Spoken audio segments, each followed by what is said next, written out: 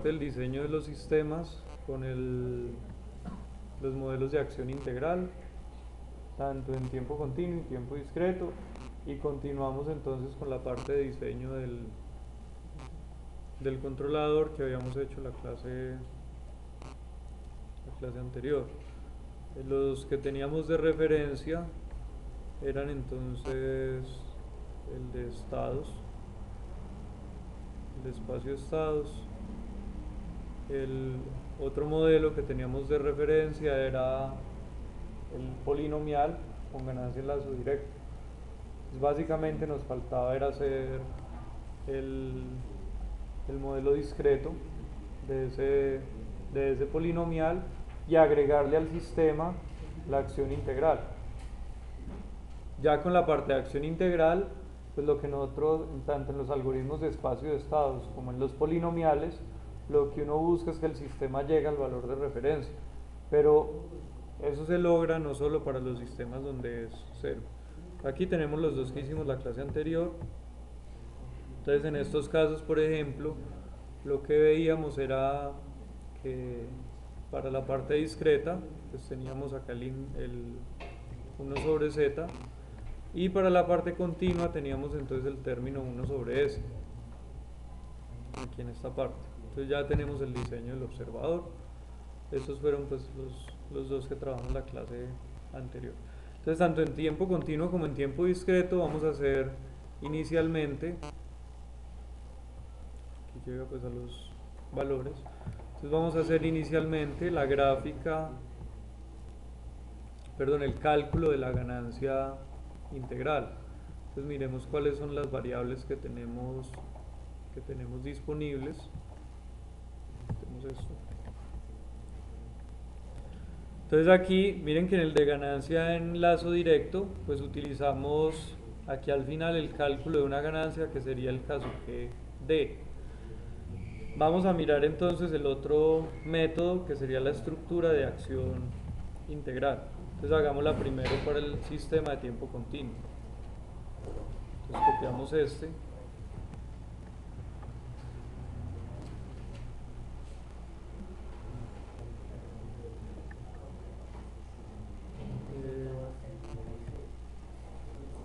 Entonces voy a reemplazar la parte de ganancia en lazo directo por la parte del modelo con acción integral. Entonces el modelo con acción integral, la principal diferencia es que aquí ya vamos a tener entonces un valor de error, o sea, en esta parte. Y ese valor de error va directamente con el sistema de salida. O sea que aquí necesitamos la señal de salida del sistema, que es esta. Y vendría una parte que sería el integrador. Entonces aquí vamos a hacer como una integral del error, como si estuviéramos haciendo un controlador no más con acción integral. Entonces aquí tendríamos ese 1 sobre s. Ese sería el integrador.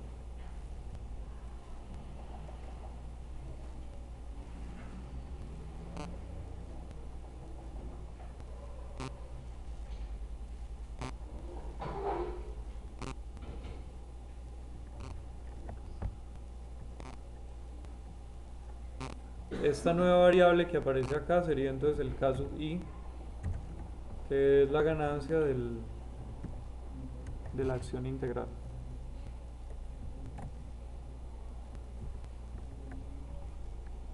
Entonces, listo. Ese sería el caso i. Entonces la principal diferencia entre esos métodos es que en este, la acción integral es la que se va a utilizar para regular ese valor de estado estable. Aquí la referencia sí sigue siendo la misma.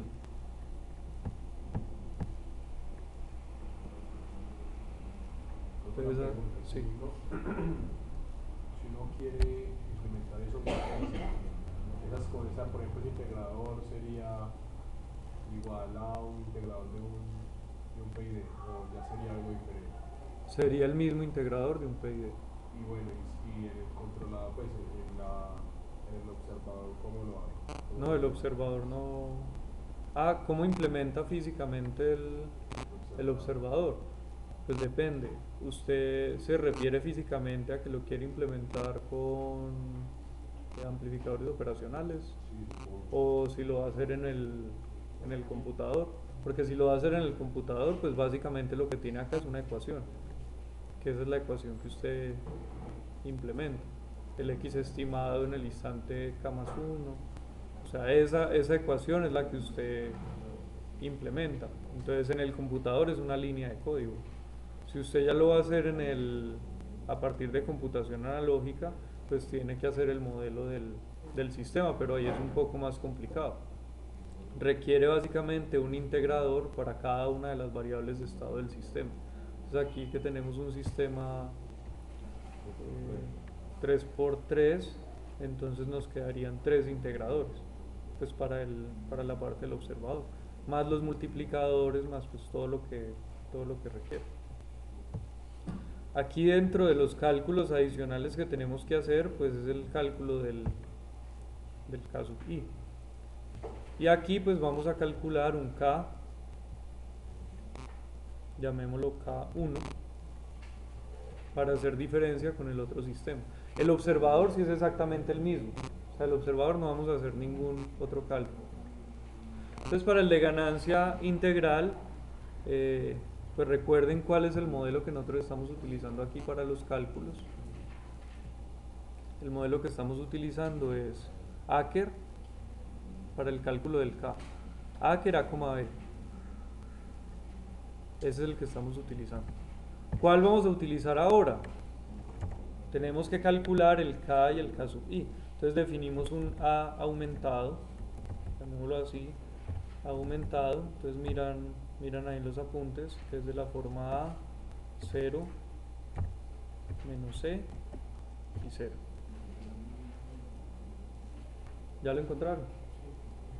Entonces aquí este 0 en realidad es un vector de ceros, porque A tiene ¿qué tamaño? A tiene 3 por 3. Entonces aquí este aumentado me va a quedar de 4 por 4. Entonces este sería un vector columna. Si quieres lo ponemos aquí así como columna de ceros y ya. Entonces aquí miren, este que acabo de crear es esta parte. Entonces estos 3, este de 3 por 3 es el A. Miren que esta parte es el A. Esta parte sería el menos C. Aquí creé el otro vector de ceros, que es este. Y ese sería mi A aumentado. El otro que necesito es el B aumentado. Entonces el B aumentado sería el B y un 0. Entonces ahí tengo el B aumentado.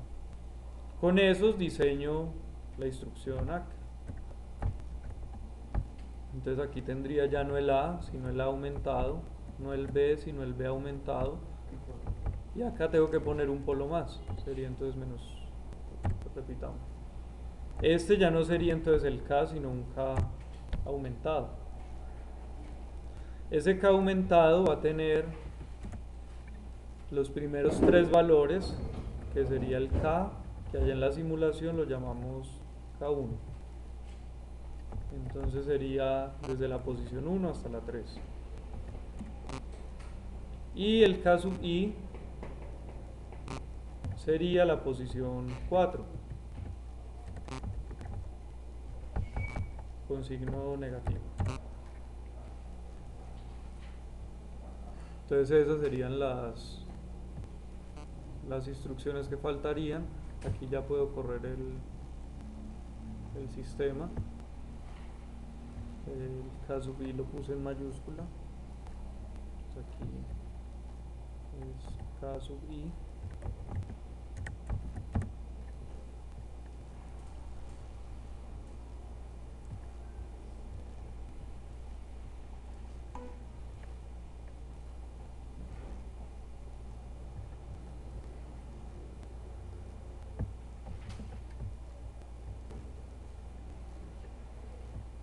Aquí miramos la respuesta del sistema. Aquí el sistema de nuevo llega al valor de referencia. ¿Cuál es la ventaja de esta acción integral? Que pequeños cambios en el modelo, él de todas formas va a llegar al valor de referencia del sistema. Entonces aquí miren que él llega a ese valor de referencia. Hagámosle un pequeño cambio a la C, a ver cómo funciona. Entonces el C es C, 1, 4 y 5. Entonces lo voy a cambiar acá en el espacio estados. Entonces el C era 1 y 4 y 5. ¿Sí? Después de que haga todos los cálculos, lo voy a cambiar. Le voy a poner, por ejemplo, que el C es 1, 4 y 6. Es un cambio pequeño. Corremos el sistema. Miremos el de ganancia. Este se volvió inestable. Miremos este. También. A ver. ¿Cuál es el que estamos?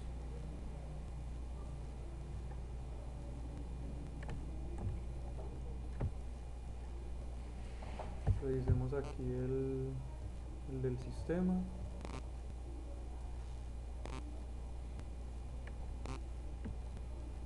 Bueno, este sería, aquí estaríamos afectando también el cálculo del observador. Modifiquémoslo nomás en la planta. Entonces no hagamos el cambio aquí, hagámoslo acá, en este C.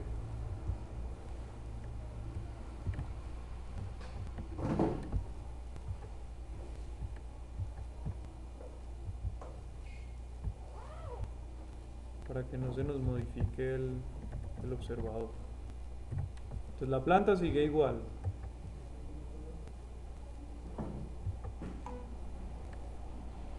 El observador sigue igual. Bueno.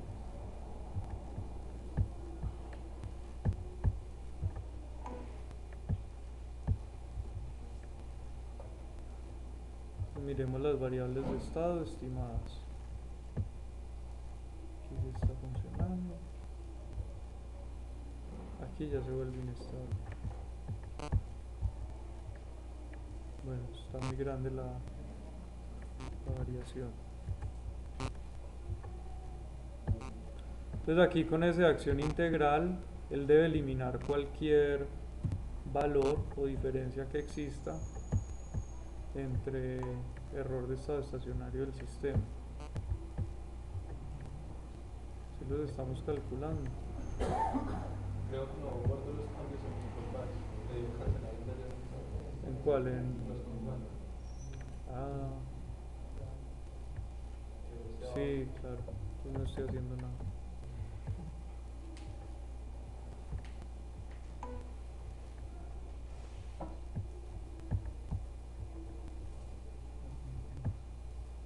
Entonces aquí pongamos 1, 4, 6.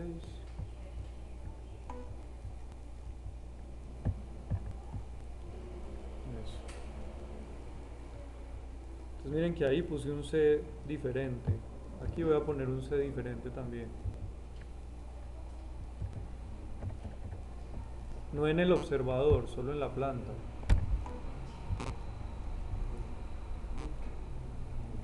Entonces miren que por ejemplo este, con ese valor, ya tiene, con un valor diferente en el C, tiene error de estado estacionario. Cambiémoslo más. Pongamos acá un 10.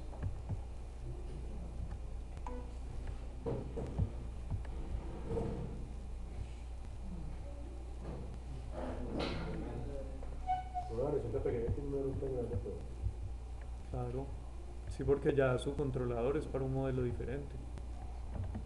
O sea, lo que yo estoy mirando aquí es si varío la planta sin cambiar el controlador.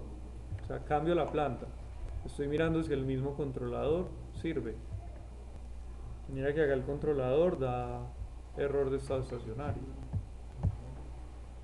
Aquí ya queda, miren que queda por encima. Si quieren démosle más tiempo en la simulación. El observador corrige la estimación de los estados.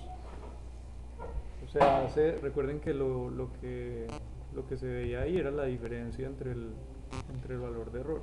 Pero miren que acá queda por encima. Entonces, para regulación, miren que llega, bueno, pongámosle más tiempo en el de regulación. Entonces, pongamos aquí que sea step time 10. Entonces, miren que para regulación él llega a 0. O sea que el observador hizo bien su trabajo. Pero cuando él va a llegar a la referencia, el problema es el cálculo de la matriz K sub G. El valor que estamos calculando ya no corresponde al de la planta.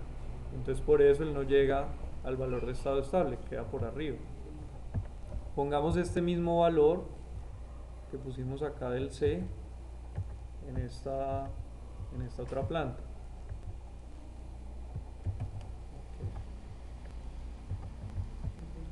Que es el que tiene acción integral.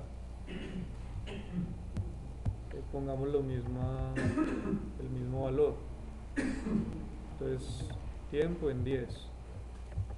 Es una pequeña variación en la planta. Miren que aquí, en esta primera parte, él llega a 0. Y aquí, en esta segunda parte, donde ya llega la referencia, la acción integral hace que llegue a 0.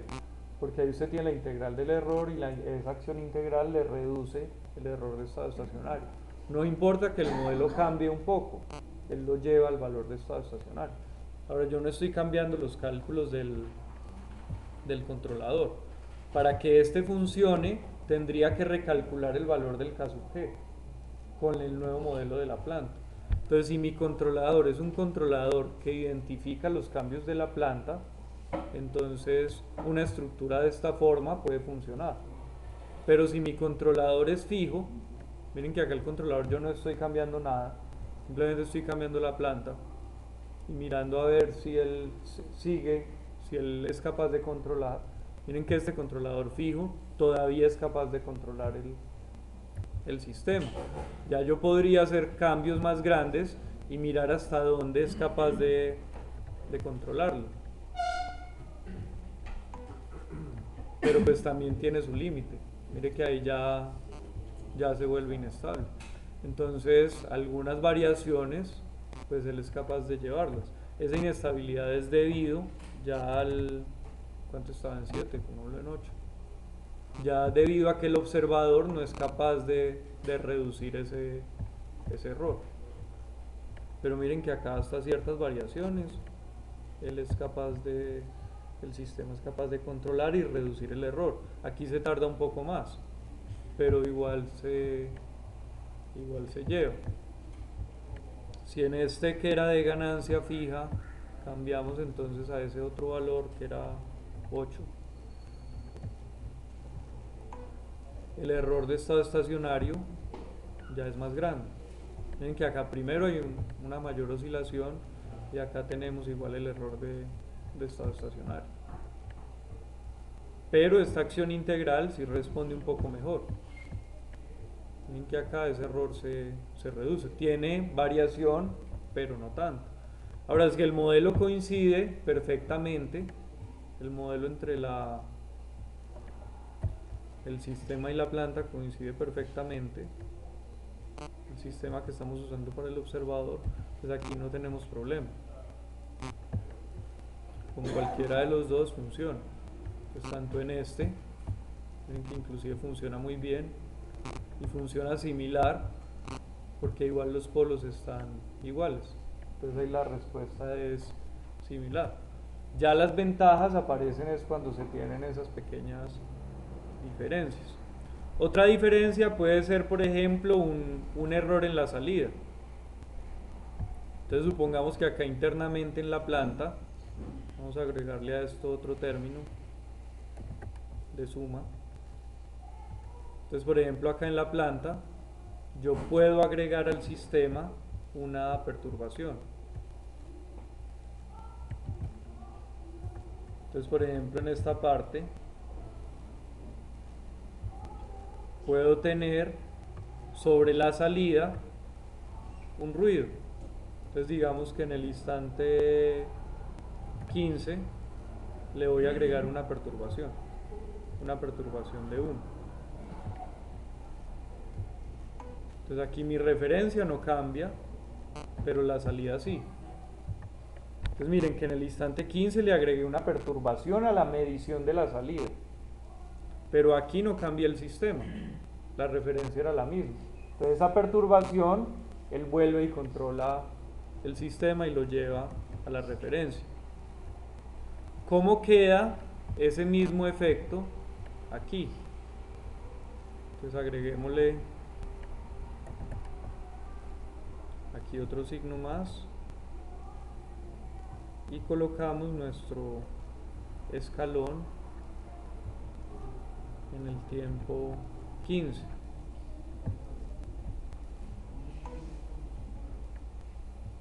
Miren que acá tiene la misma variación, pero el sistema no llega al valor de referencia. O sea, esa parte no se corrige. Aquí queda con un error de estado estable. Entre mayor sea la perturbación, aquí pusimos una perturbación de 1, una perturbación a la salida. Pongamos una perturbación de 10 y démosle acá un poco más de tiempo de simulación. Claro, aquí el error, pues esto es más grande y el error de estado estacionario también es más grande. Aquí queda casi en 2. Ahora miremos qué pasa aquí con el de acción integral. ¿Qué valor le puse al otro? 10.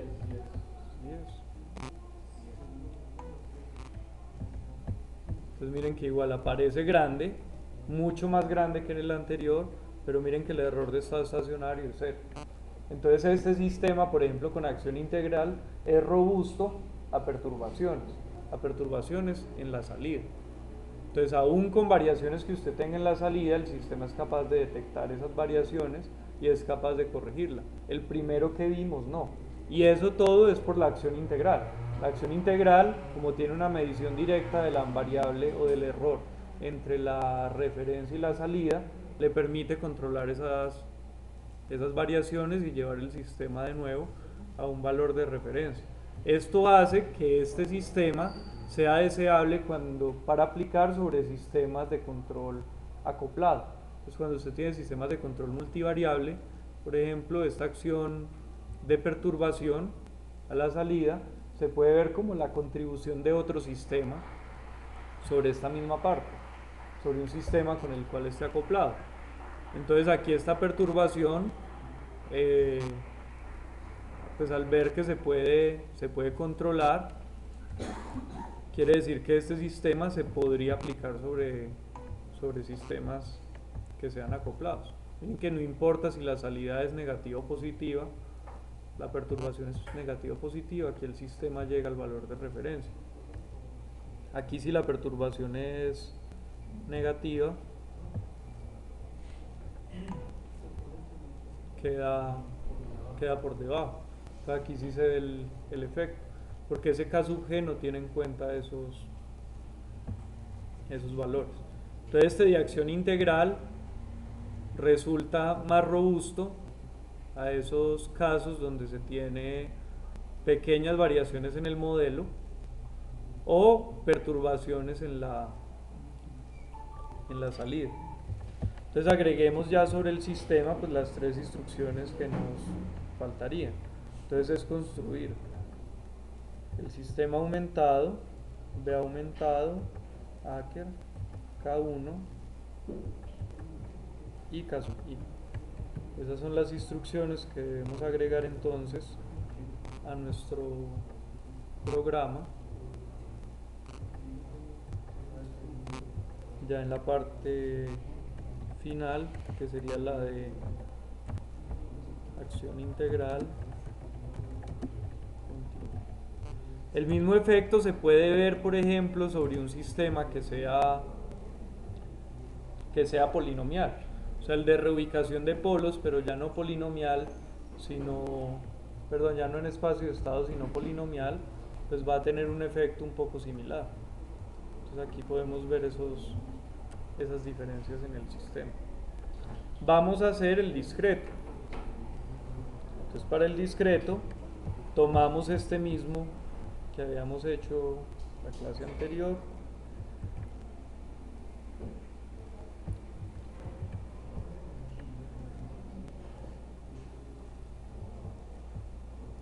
Y vamos a agregar entonces los componentes que faltan. Entonces aquí ya esta parte va a requerir el integrador. En este caso el integrador va a ser un integrador ya no continuo, sino discreto. Y aquí pues tendremos entonces el mismo sumador con la variable de error que va a ser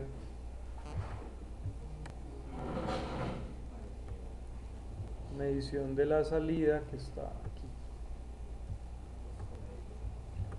Y necesitamos el integrador.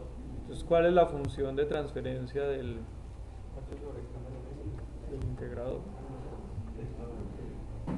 Entonces, aquí pues tenemos a disposición algunas. Entonces, por ejemplo, está integrador discreto. Este ya tiene, por ejemplo, la ganancia y el K. Como yo tengo aquí el K sub i aparte, entonces puedo escribir la función de transferencia pues también del sistema. Entonces, por ejemplo, puedo colocar una función así. Puedo utilizar también el integrador que ya está ahí en el sistema. Entonces, cualquiera de las opciones sería una opción válida.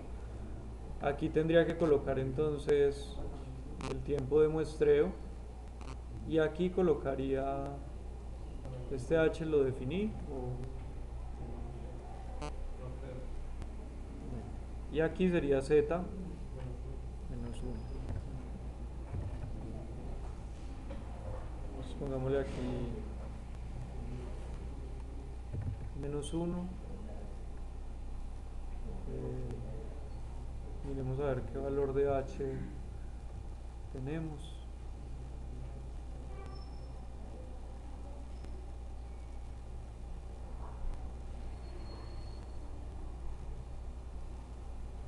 Sí, aquí está definido h. Entonces aquí sería h.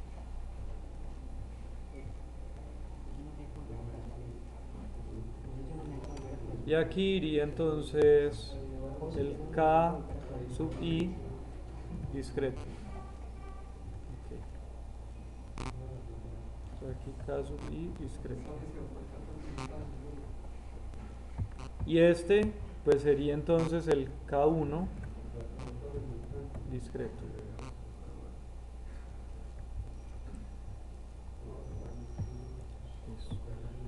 Entonces, de nuevo, lo que tenemos que crear sería la matriz aumentada discreta. Entonces, la matriz discreta es esta. Tendríamos que crear la matriz aumentada discreta.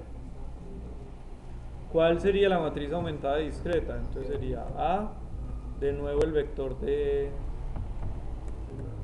ceros,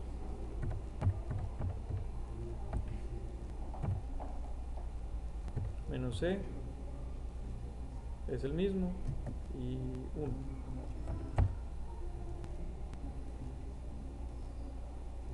Y el B discreto, que sería el B aumentado discreto, sería el B discreto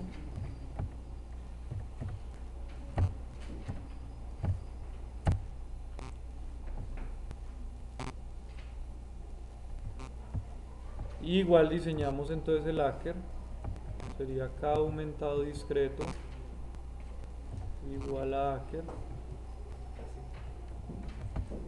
del A aumentado discreto, B aumentado discreto coma y los polos.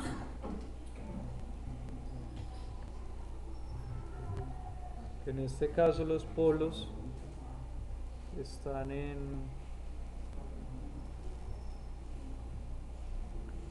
exponencial de menos 5. Profe, ese A que es lo que hace, Acker hace la reubicación de los polos, o sea, el cálculo de las ganancias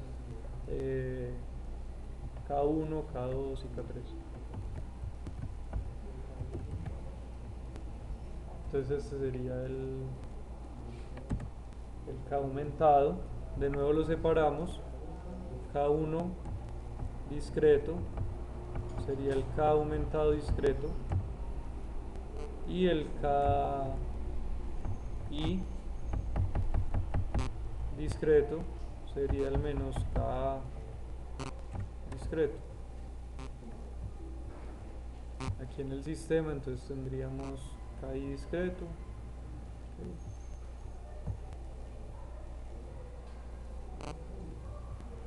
K1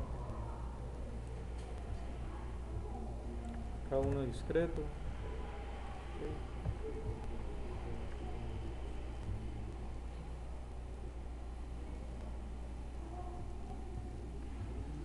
y aquí el tiempo de muestreo H.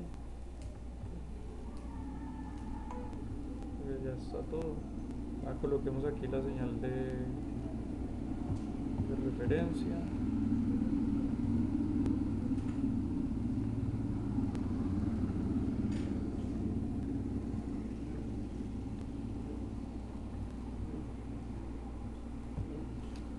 Y grafiquemos la señal de referencia.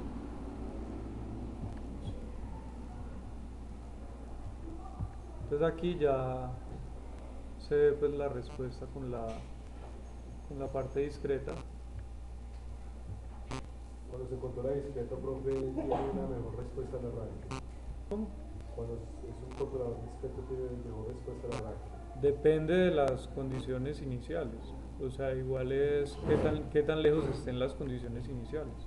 ¿Cómo así? Entre más lejos estén las condiciones iniciales de cero, pues más rápido, pues más grande se va a ver el esfuerzo de la señal de control. Pero si usted tiene condiciones iniciales en cero, por ejemplo, o más pequeñas, por ejemplo 0.01, 0 y 0,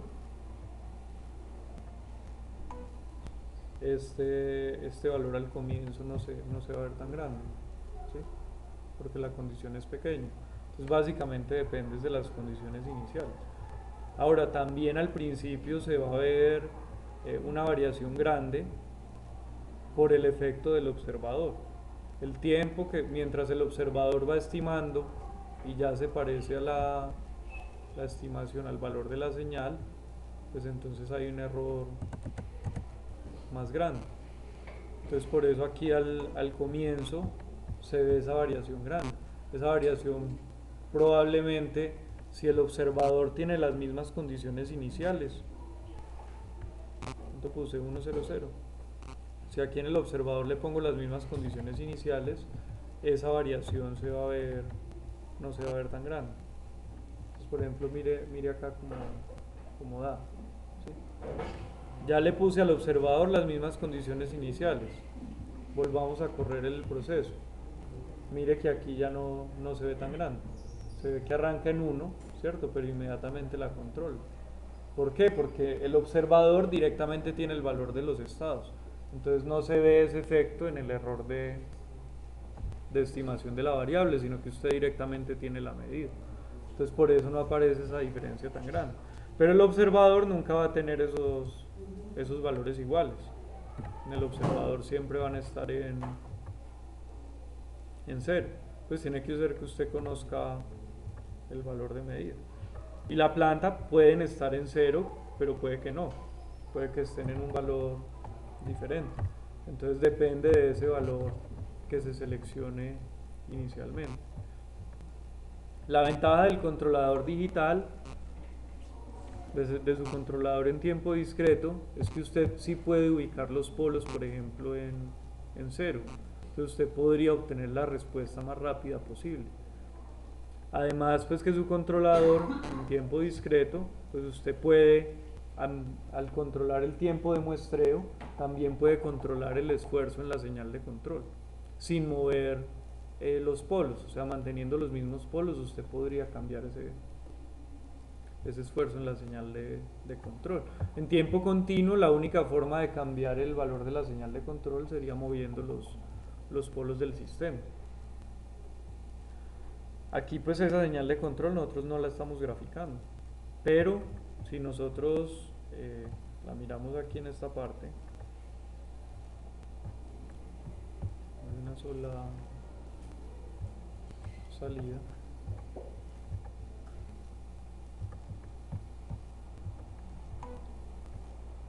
Esta sería la señal de control que se está aplicando sobre el sistema. Entonces miren que acá hay un esfuerzo en la señal de control grande al principio. Y aquí ya para cambios pequeños, pues ese valor es más pequeño.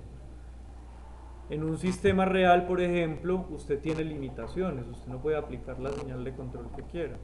Entonces usualmente en los sistemas reales, usted además va a tener una saturación. Esa saturación ya va a ser en la planta, en el actuador.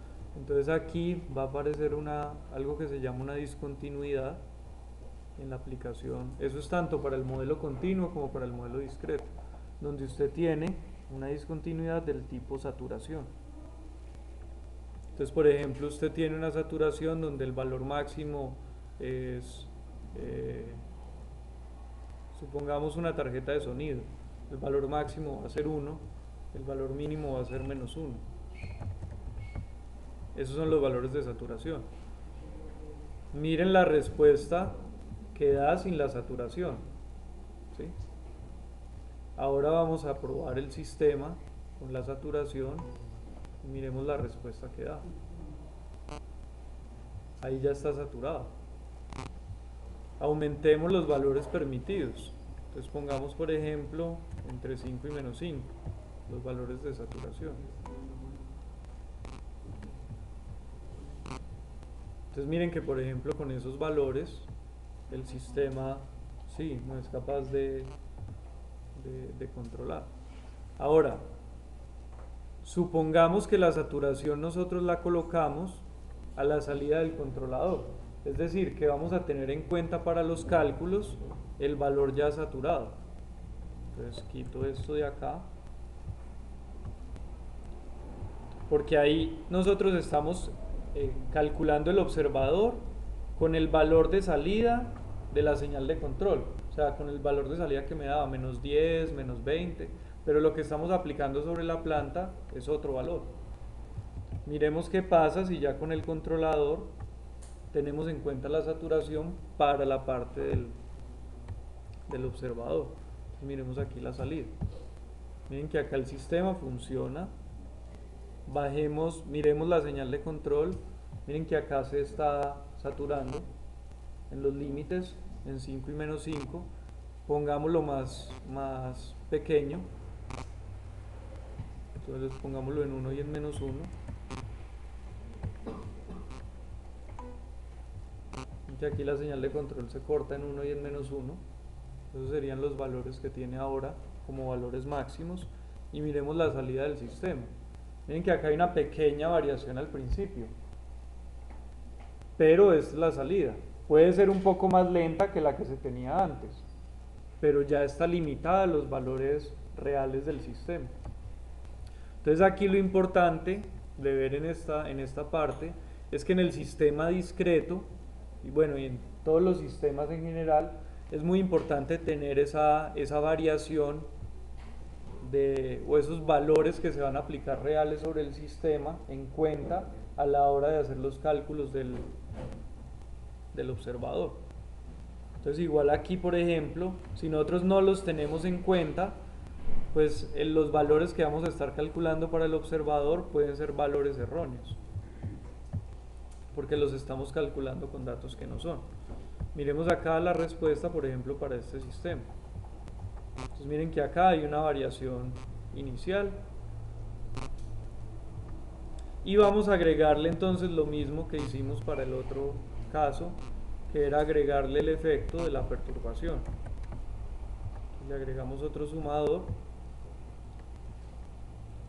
y le agregamos una perturbación en el instante que era como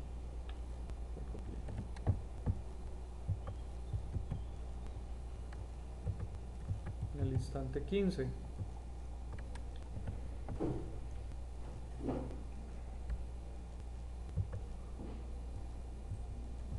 ¿En qué tiempo está? Sí, en el tiempo 15.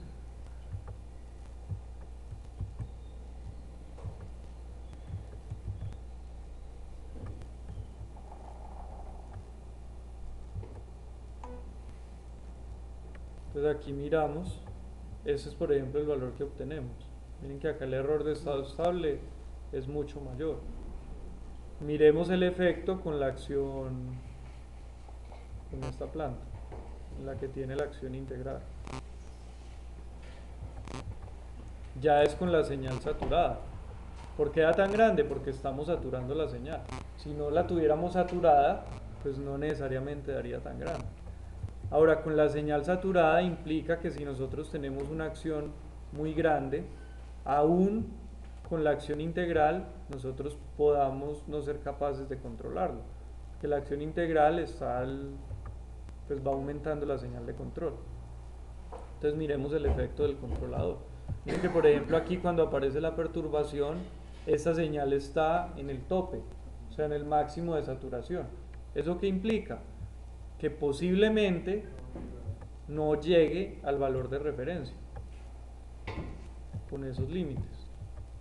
Entonces aquí no llega al valor de referencia. ¿Cuál será el valor que necesita para llegar a esa perturbación? Pues ya depende de los valores que tengamos aquí. Entonces coloquemos acá, démoslo en -1, miramos el valor de la función, con -1 llega, miremos hasta dónde va el controlador.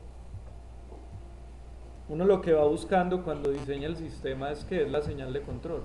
Entonces miren para esa perturbación hasta dónde se subió el controlador. Aquí está en punto 2, aquí entró la perturbación y subió a punto 4. Pero aquí está dentro de los límites, ¿sí? ¿Hasta dónde podemos controlar perturbaciones? Hasta el punto donde no se sature el controlador. Esos son los límites ya que tendría el sistema. Entonces pongámosle acá -4.